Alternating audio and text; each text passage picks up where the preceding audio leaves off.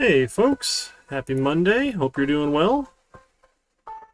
All right, we have just a last couple things to talk about tonight, and then we've got time to work on the project, answer any questions you might have there, and then next week again is set aside for project time as well.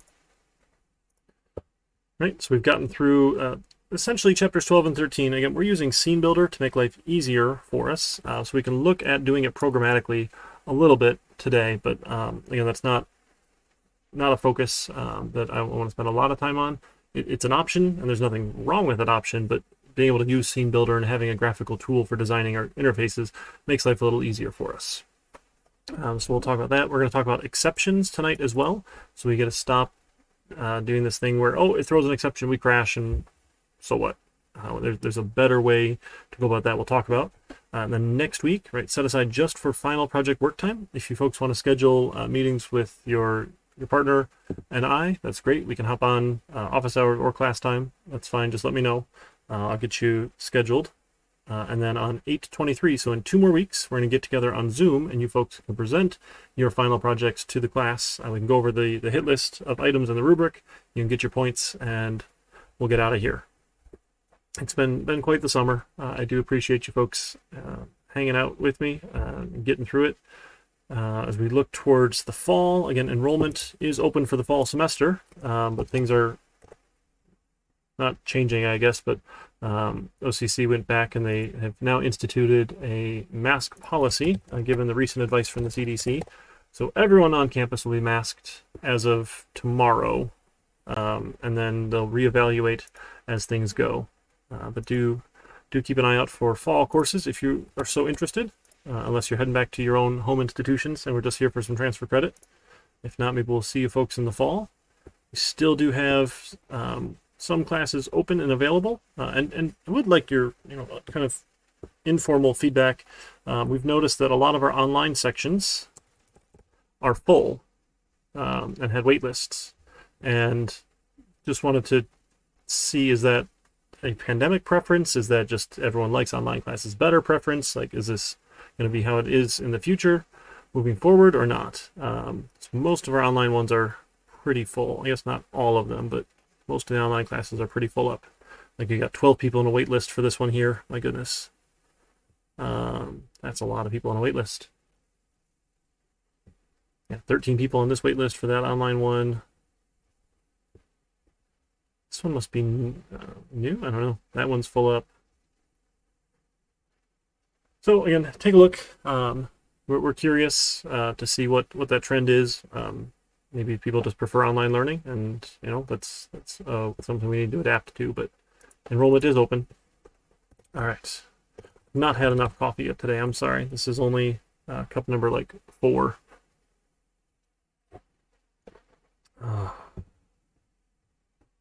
Let me fire up NetBeans. We'll talk about some miscellaneous topics. I think we've actually hit everything else then in the course.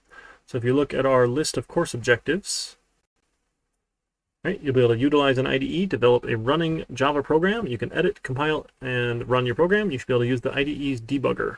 So the debugger feature is fantastic. Right, if you're not sure what's happening or why it's happening, you can stop and walk through your program and see the values of all your variables each step of the way, which is super helpful. Let's see if this will fire up. We can define constants and variables with primitive data types, understand the use of these variables with related operators, type conversions, basic input and output operations.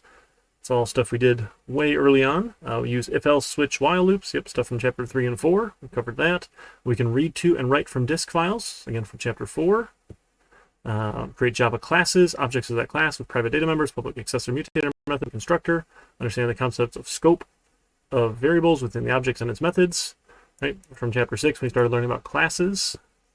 Demonstrate the core concepts of inheritance. We went through some of the core concepts, right, that is a relationship.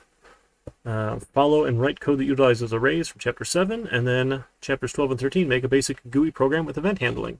Right, we're no longer procedurally driven where this happens and this happens and this happens. Right, we just sit and wait for the user to click something before we do something. So close out these projects. Don't need to open. Come on, means. Just open things earlier in the day. everything laggy. That's thanks, NetBeans.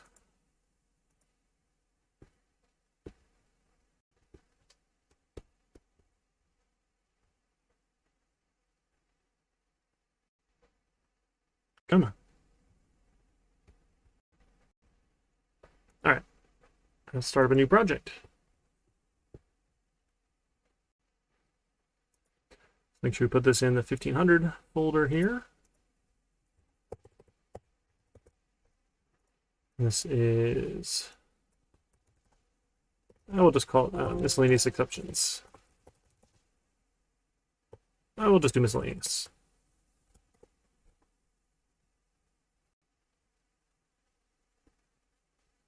We can do both.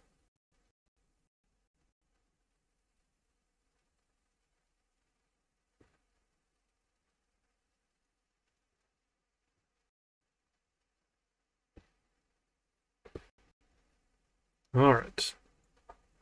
We're getting there now.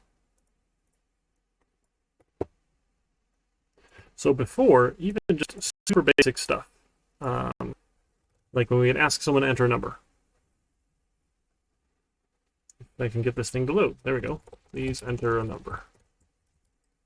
And then we'd use a scanner, maybe call it keyboard, the new scanner, given the system input. Get rid of that L, there we go. And yes, we want to import scanner. Come on, that means.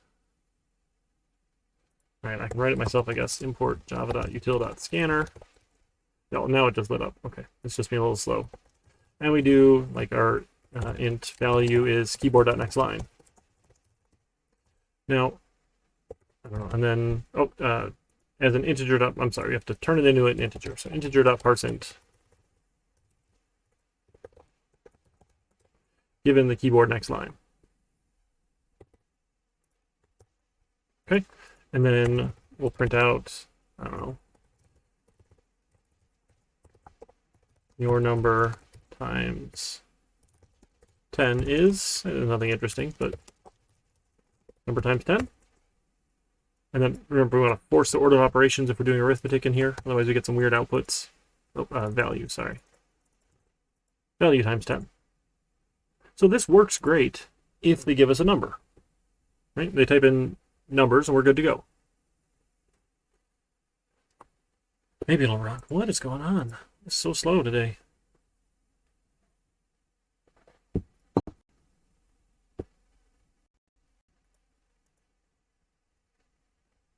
Come on. Quit Discord. Is that being slow? Sure. It's just NetBeans. 20% CPU to run my little Java program. Oh, and it didn't. Okay, I gotta go to my properties here. This plugin got screwed up. Don't do compile on save. There we go. Now I can run it. It should ask me for a number.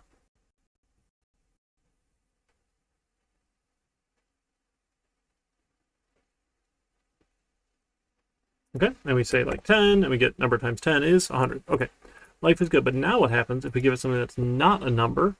It's ugly.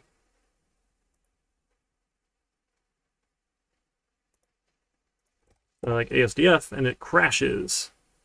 And we get this big, ugly red block here. This is the stack trace. This is what went wrong. An exception happened, right? Exception in thread main for input string ASDF. We couldn't convert it. So we kind of have to read this a little bit backwards here, but our miscellaneous main at line 11 is what crashed. So line 11 is where we try an integer parseInt. So it's failing on integer parseInt with a number format exception. So if we know an exception might happen and we don't want to crash, which we don't want to crash, right? Crashing is bad. It upsets people. We're going to say try. And what try does is it lets us do something that might crash. An exception means it broke, right? This number format exception. It's a bad thing happened. Some exception happened that Java couldn't handle, and it crashed on it. So if you don't want to crash, what we can do is we can catch exceptions. We can say, hey, I want to try this thing, and I want to catch a number format exception. So if a number format exception happens, catch it. and we'll print out, like the exception actually has a nice little, it is the stack trace here, you'll see. But now when we run it, and we give it ASDF,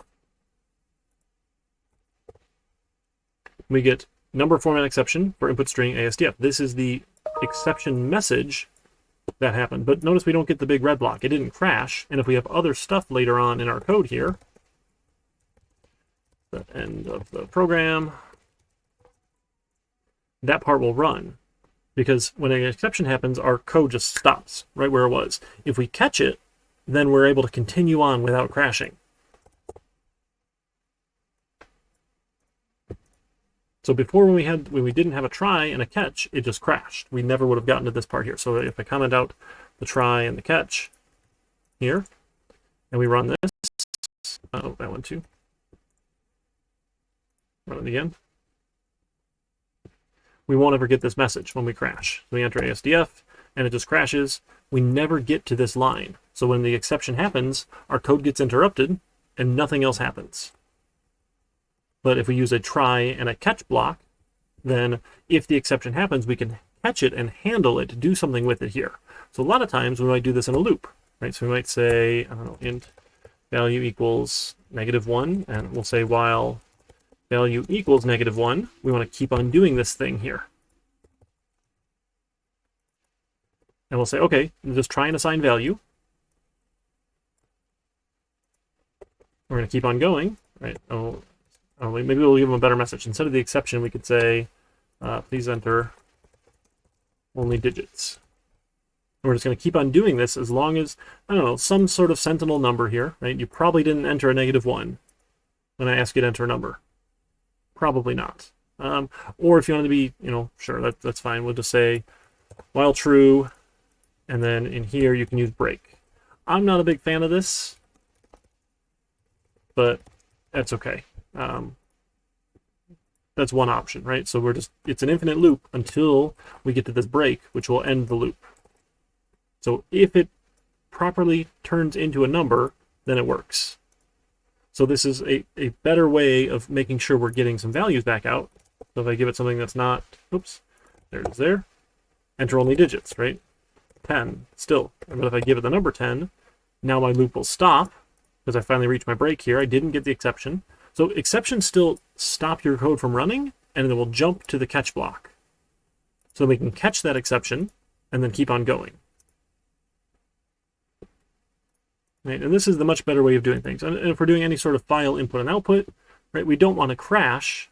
We want to catch the exception, and then keep on working. Give the user a message like, oh, hey, I couldn't write to that file. Give me a different file name, whatever the exception happened to be, rather than crashing.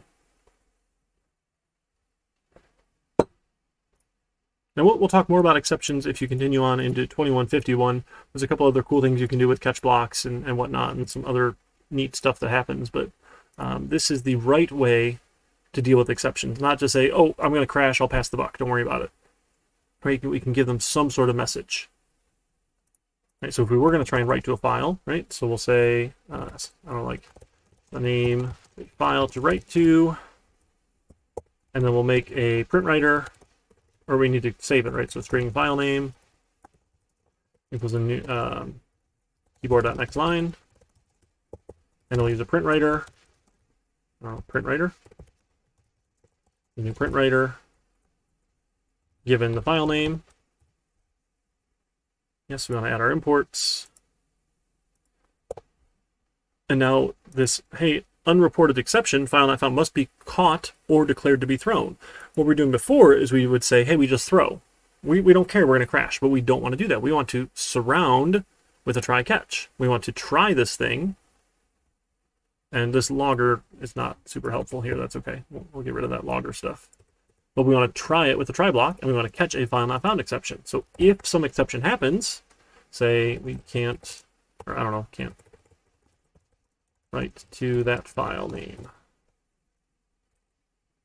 Okay, and then we can take our print writer and we can print line. I don't know, we'll just write our value to it. Sure, why not? And then we'll close it. Nope, sorry. Oh, wrong click, wrong click. Don't open print writer. Close.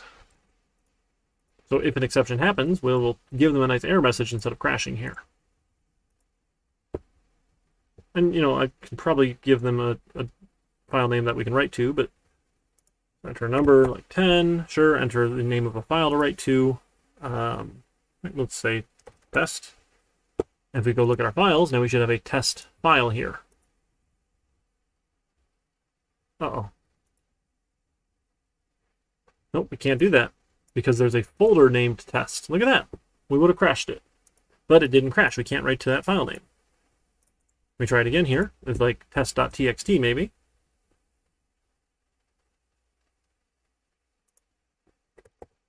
So test.txt, and then now we get a test.txt, and look, we wrote the number 10 to it.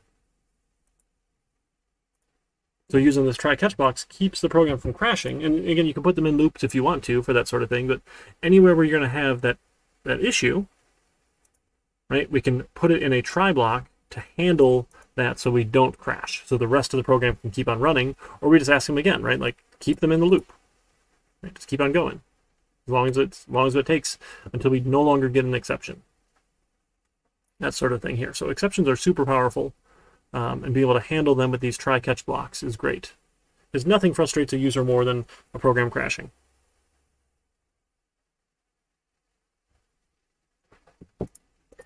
Okay.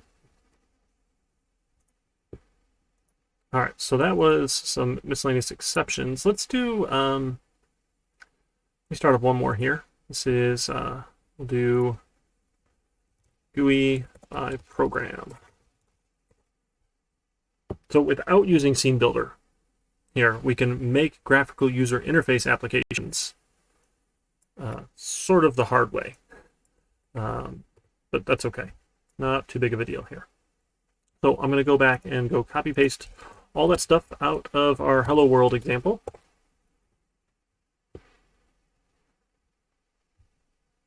Let me go find our Hello World GUI.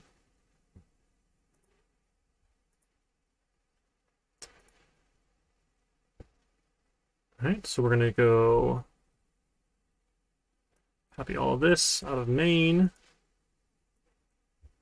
here, and we will extends application, and the application we want to extend, we got to add the library here, right? So we got to go right-click the libraries, to add a library. We'll add our JavaFX library, OpenJFX 16. There we go. Got the libraries added. Now I should be able to add my import here. No. Add import. There we go for JavaFX application. All right, we got that one. Now we need the start method. Now the start method is actually going to be different now. So we're not going to do this fxml stuff. I mean, we've been doing GUI stuff with NetBeans. This is without using Scene Builder and without using fxml. I mean, I guess you could even do the fxml yourself by hand too, but you can do it without that either if you want. All these are just objects we can create. So add an import for scene, add an import for stage. Right, and then we need to create an anchor pane. Root equals a new anchor pane.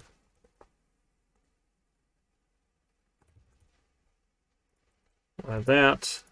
Set the scene. Did I miss? Yep, stage.show.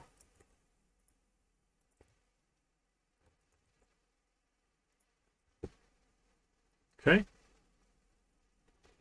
So you can create objects in code here, and we can add stuff to it. So in here, if I wanted, I could add a label equals a new label.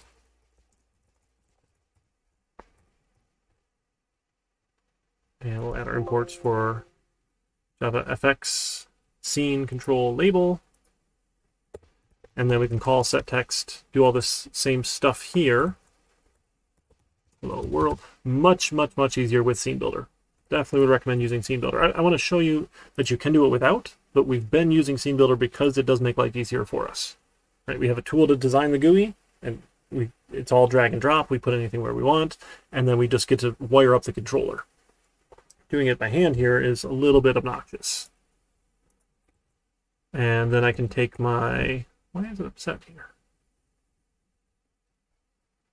Oh, it's missing a curly brace. There we go. So we're going to take the root,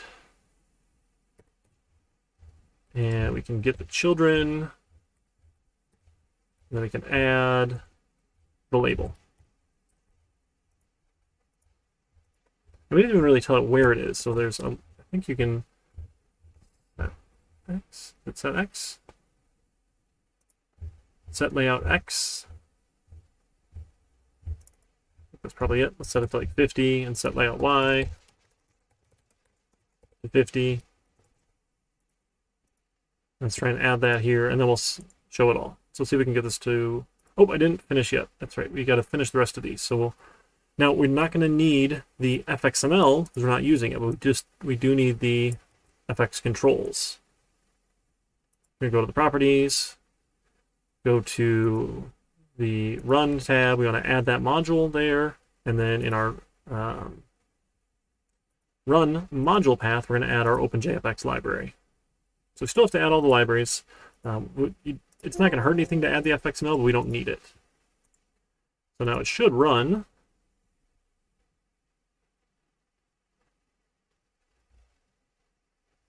And we get a little window here, and it says Hello World.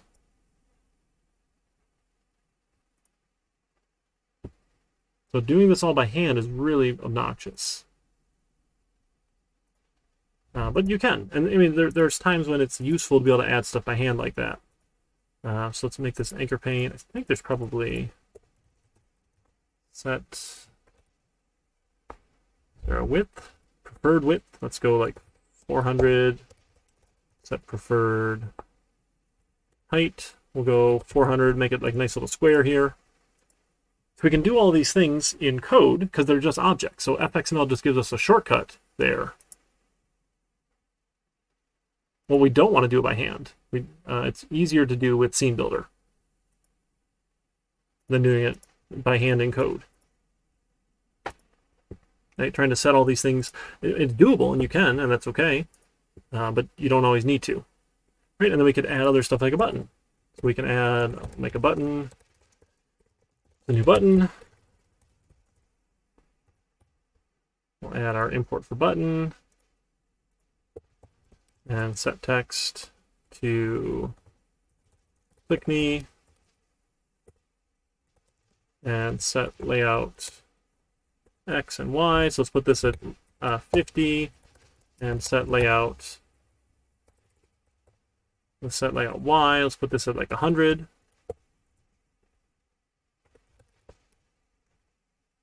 Now, to add an event handler is a little bit trickier.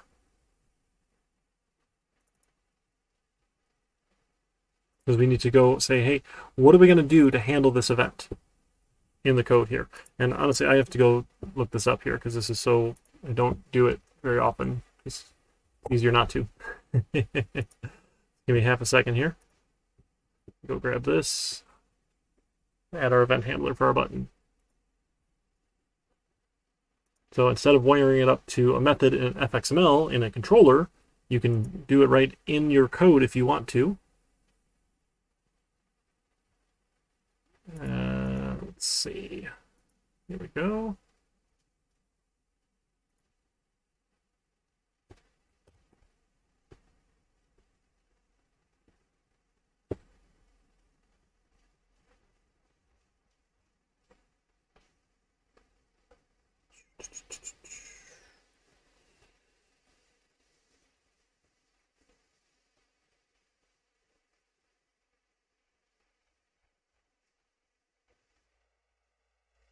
And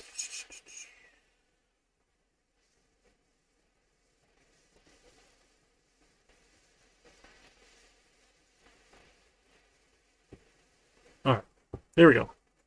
So two ways of doing it. The old-fashioned way is you actually write an anonymous class. So this is a private class. So it's not a public class that gets its own file. This will be our button click handler, and we're going to implement the event handler of action event. Don't worry, we'll talk more about what this implements thing means in 2151. Not too big of a deal here, but it just means we're going to have a method. We'll have a void handle method here that takes an action event. We give it an event, we can do something with it here. So what we want to do is we want to set some text. So let me go add our imports here. Yep, make sure we get all of our imports. Facts. Yep, public, sorry. Handle event. Now, the problem is this label only exists here in my start method. So what I want to do is I want to declare the label at the class level to have a private label for it here so that I can reference it outside of this method. So I want to reference it here. When I click the button, I want to take my label, I want to set text to, you click the button. Because now I can reference label, there we go, label, at the class level here, this label here. If it only existed here in start, I could create it, I could add it to my GUI, but I wouldn't be able to reference it.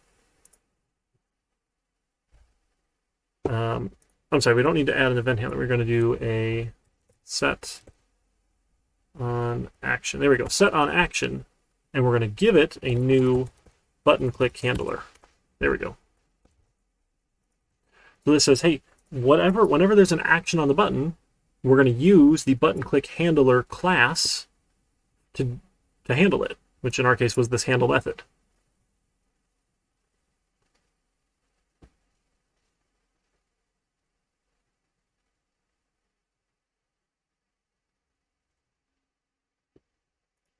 Right, so then I can run it. So there's no controller being written here when we're doing this all by hand. This is one approach. I prefer the controller approach. Oh, I never added the button. We need to add the button. Root.getChildren, add button. Let's try that. Now I should be able to see the button, hopefully. And when I click the button, it changes the text. Because this is the event handler that's happening here. Now, this is nice if you're going to use the same event handler for more than one button. The other thing you can do here is you can make a new class right inside. So instead of doing it this way, we can say button.setOnAction, a new event handler of type action event. And we can just define the method right in here. There's some crazy looking syntax.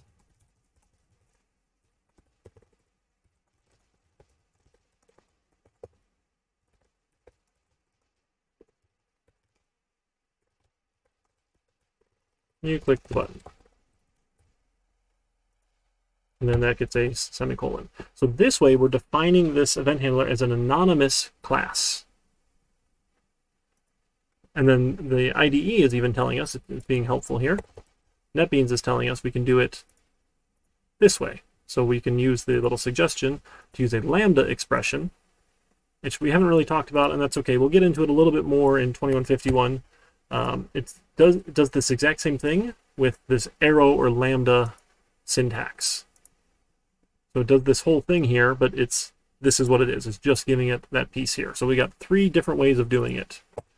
Again, if you're going to share it, you want to use this one, right, where you have this class then can be used multiple places, right? Because if you have an anonymous class here, use this lambda notation, you're going to have to copy paste because it only exists in those places here.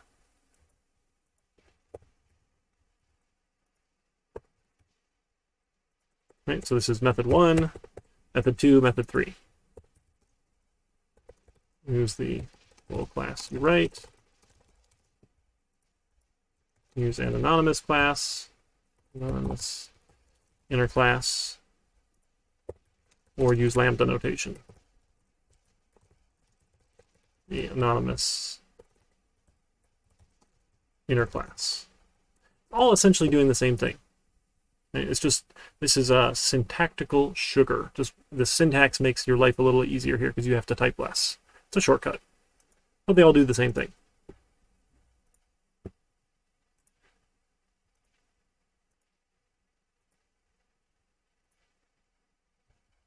And we see it's all generated in our class file.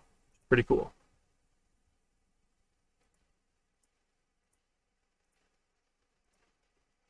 Right, so you can build out GUIs this way. There's nothing wrong with it. It's just, I find Scene Builder is an easier approach. You have less typing to do here.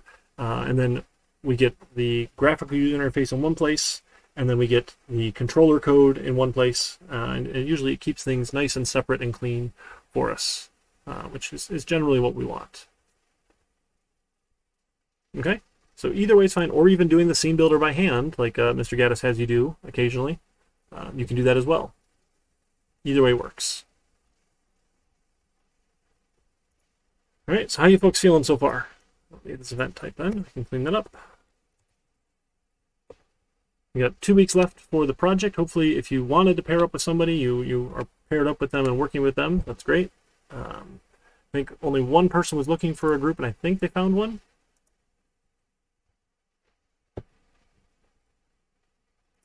This is exceptions and GUI by hand.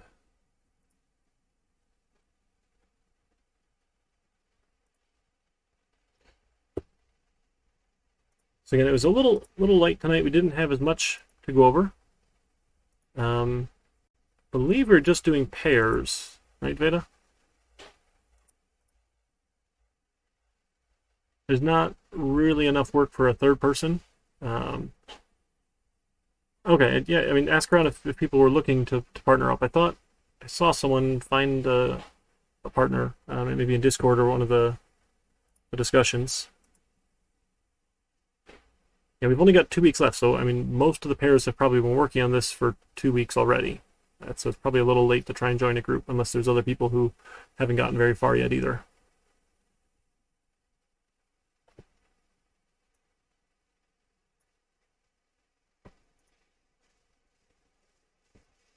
Okay. We've got our 5 different essential features here, how this stuff works. Yeah, I mean, I'm not sure if anyone is looking anymore, but you can ask in the Discord or one of the forums here in the class in D2L.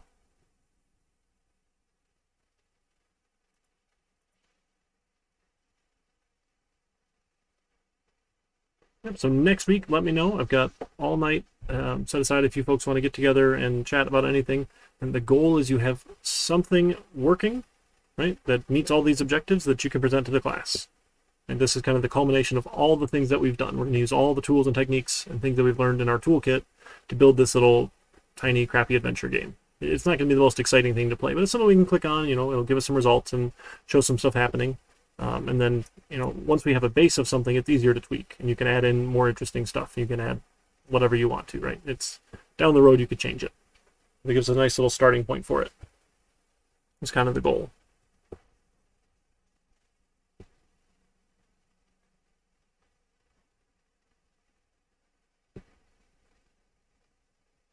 All right, so again, there's no lecture on Twitch next week. I'll have individual times available if you folks want to get together. I'll also have regular office hours, 3 to 4:30 and 10 to 11. We've got all week this week, all week next week, and then we're presenting the Monday after that.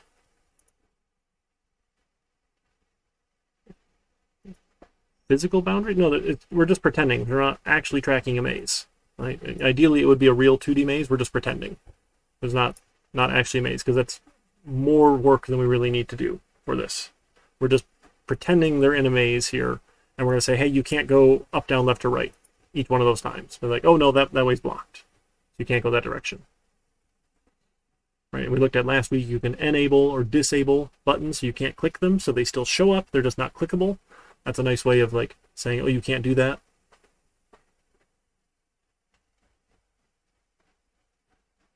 So it's just giving them sort of like they were in a maze, but not the trouble of us actually tracking one. I sort of imagined that all be on one page, Yulin thought that's probably easiest to have them all on one page. If you want to launch out to separate ones, that's fine. Yeah, so one of those 4 directions should be randomly blocked. So every time you go to the next room, you say, hey, go up, then do a 1 in 4 chance to pick this one is blocked. So one should be blocked every time. And you just pick a random one every time. And it doesn't have to make sense. Like if you go up, then you can say the down is blocked. You can't go back the way you came. We're just pretending here. It's not a real maze. Yeah, I think it's probably easiest to do it all on a single page. There's ways to navigate between pages in Java FX applications, but that's probably more work than we want to do for this. A single page is probably fine.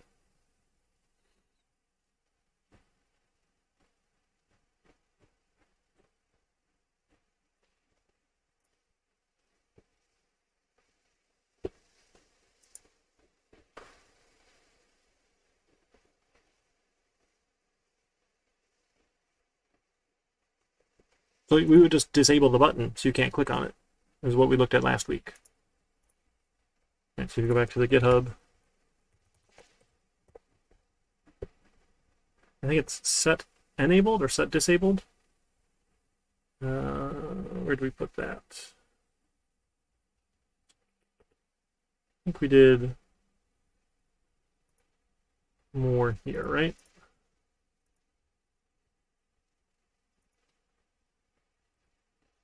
I should just Google it here. We'll do set enabled. Search it, not Google it. Is that disabled? No? My goodness, didn't we do that? Did that last week, didn't we? All right, hang on, let me go back.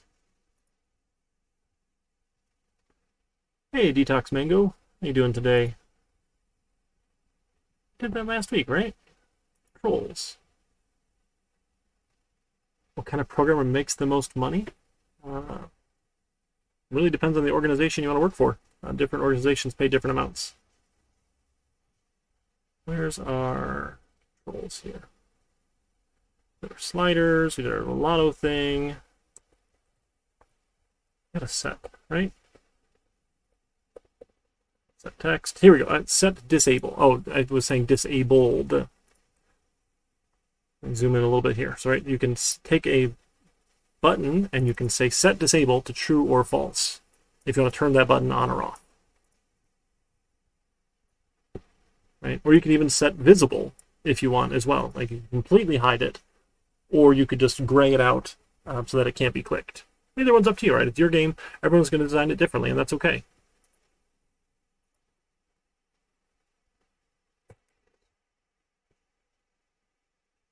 Right, so we had some fun with those.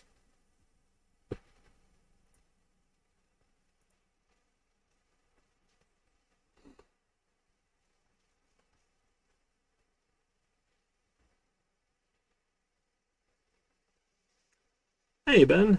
Happy Monday.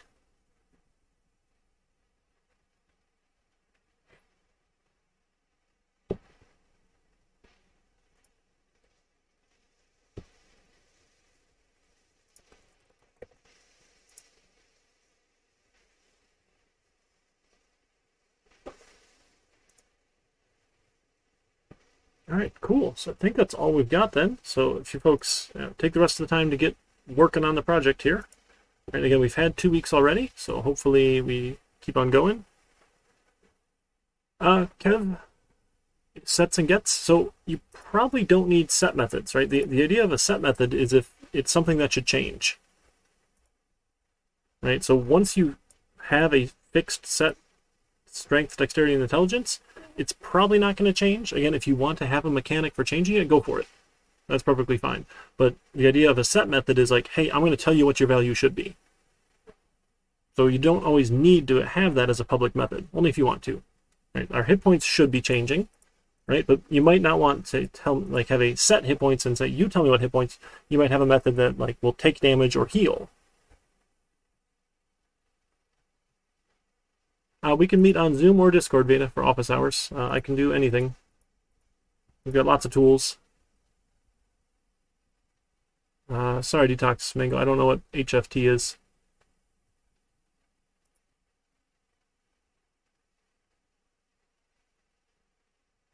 Dodo. An electronics major? Maybe it depends on the school, wherever you're going to go for a master's in computer science or AI, for sure. There's lots of places. We generally take people with all sorts of different backgrounds. You might just need certain prereq classes. So we have people in the master's program over at U of M Dearborn who don't have a bachelor's in computer science. That's not a hard and fast requirement, but if you don't have one, then you're going to need to take a couple prereq classes from the undergrad program, essentially. Right, and I work with lots of people who don't have degrees in computer science. They came into programming kind of in a roundabout way. Well, that's fine. Lots of different paths in the industry.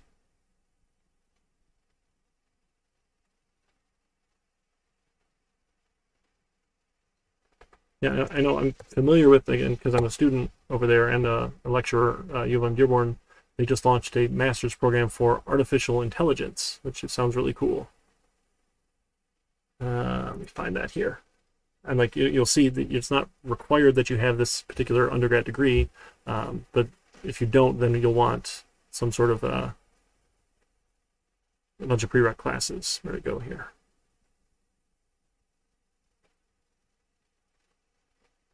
Oh goodness, why is it loading so slow?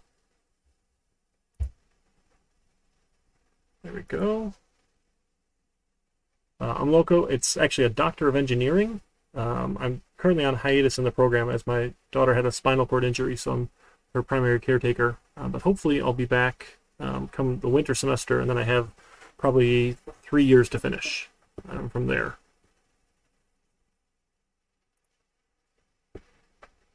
So some sort of accredited degree in science, technology, engineering, mathematics field.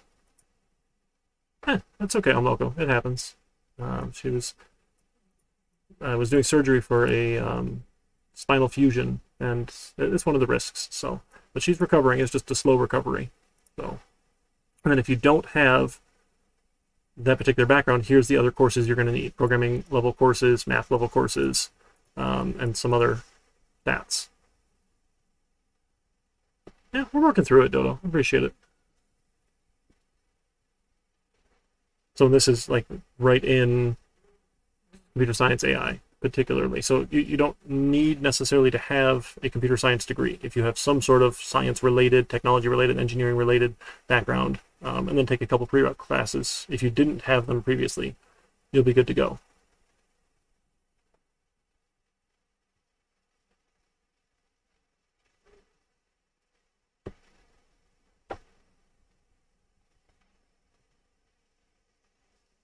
All right, any other thoughts, questions, concerns? You folks just want to get to work? Think we can call it a night?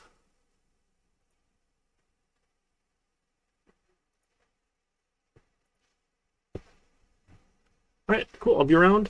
Shoot me an email, find me on Discord, text me, however you want to get in contact with me if you got questions. Happy to help out. Make sure you get working. Don't have any other questions than you. All right, awesome. Appreciate it, folks. You take care. Let me know what I can do to help. Again, we should have a lot of fun presenting these in 2 weeks. All right, let's see if there's someone we can raid here for fun. See if anyone's around. Go to the ending screen here. I don't know if anyone is online right now. It's got to be somebody.